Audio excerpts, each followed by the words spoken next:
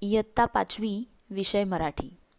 मुलांनो, मानवी संस्कृतीचा उदय आणि विकास नद्यांच्या काठी झाला आहे. मानवी जीवनात नद्यांना विशेष महत्त्व आहे. जगभरातील सर्व प्रमुख शहरे नद्यांच्या काठी वसल्याचे आणि विकास पावल्याचे आपल्याला आढळून येतं. अगदी प्राचीन काळापासून माणूस नद्यांची पूजा करीत आला आहे. आजही अनेक समुदायांमध्ये नद्या, झरे यांना पवित्र मानून त्यांची पूजा केली जाते. मानवाच्या विकासात नदी ही अत्यंत महत्त्वाची बाब आहे. तरीही आजच्या समाजाला नद्यांचे महत्त्व वाटेनासे झाले आहे. तर अशाच या नद्यांचा प्रवास अगदी उगमापासून समुद्राला मिळेपर्यंत कसा होत जातो ते आज आपण आजच्या कवितेतून पाहणार आहोत. कविता 15वी नदीचे गाणे. अगदी उगमापासून समुद्राला मिळेपर्यंत नदीचा जो सगळा प्रवास आहे, त्या प्रवासात डोंगरदऱ्यांतून वनावनातून वाहताना वाटेत नदीला जे कोणी भेटतात त्यांच्या ती कशी उपयोगी पडते, त्यांच्या ती कशी मदतीस येते, हे आपण या कवितेतून पाहणार आहोत. हा नदीचा जो सगळा प्रवास आहे तो कवी वि. म. कुलकर्णी यांनी या कवितेत आपल्याला सांगितलेला आहे. चला पाहूया कविता 15वी नदीचे गाणे. दरी दरीतून वनावनातून झुळझुळ मी वाहत येते. मी मंजूळ गाणे गाते, मी पुढेच धावत जाते. वसली गावे तीरावरती, त्यांना भेटून जाते पुढती. लता वृक्ष किती काठावरती, भूमीतून जे मला भेटती. फुलवेली मज सुमने देती, कुठे लव्हाळी खेळत बसती. कुठे आम्रतरू माझ्यावरती, शीतल आपुली छाया धरती. पाणी पिवनी पक्षी जाती, घट भरुनी कोणी जल नेती. गुरे वासरे जवळी येती, मुले खेळती लाटांवरती.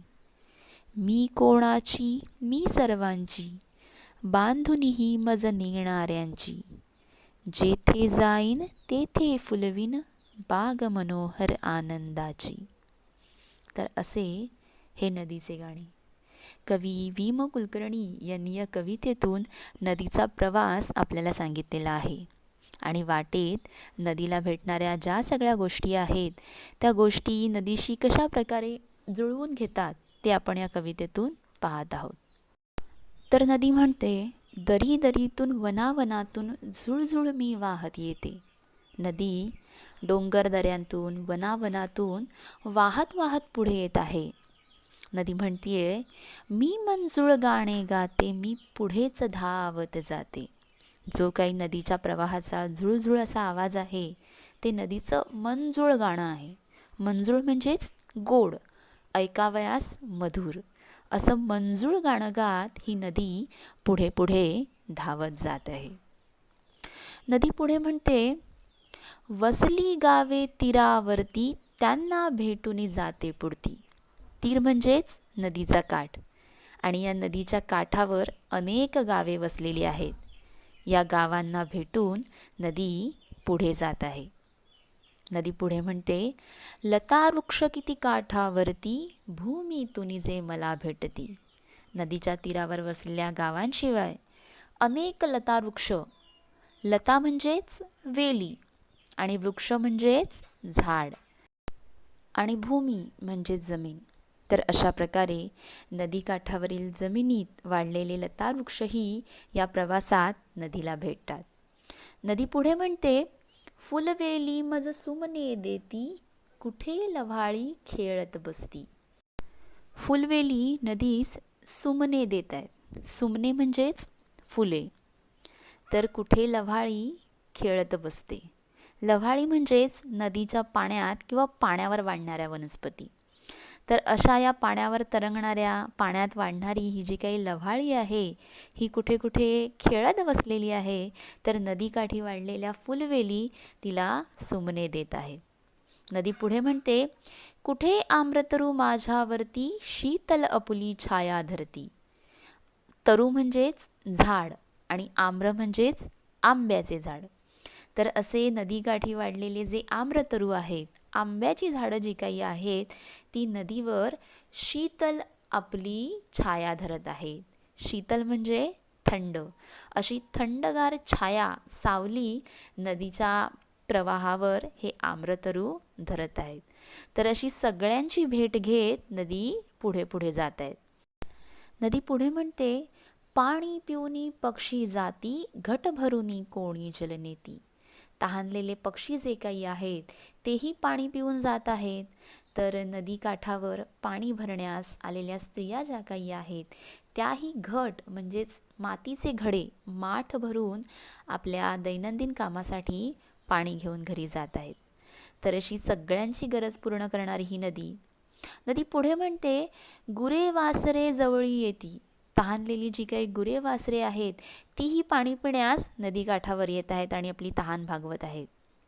मुले खेळती लाटांवरती. लहान मुलं नदीच्या पाण्यात नदीच्या लाटांवर खेळत आहेत, त्याची मजा घेत आहेत. तर अशी ही नदी सगळ्यांना आनंद देत सगळ्यांच्या गरजा पूर्ण करत आपला प्रवास करत करत पुढे जात आहे. पुढे म्हणते नदी, मी कोणाची, मी सर्वांची. तर ही नदी जी काही आहे ही सर्वांची आहे. बांधुनी ही मज नेणाऱ्यांची.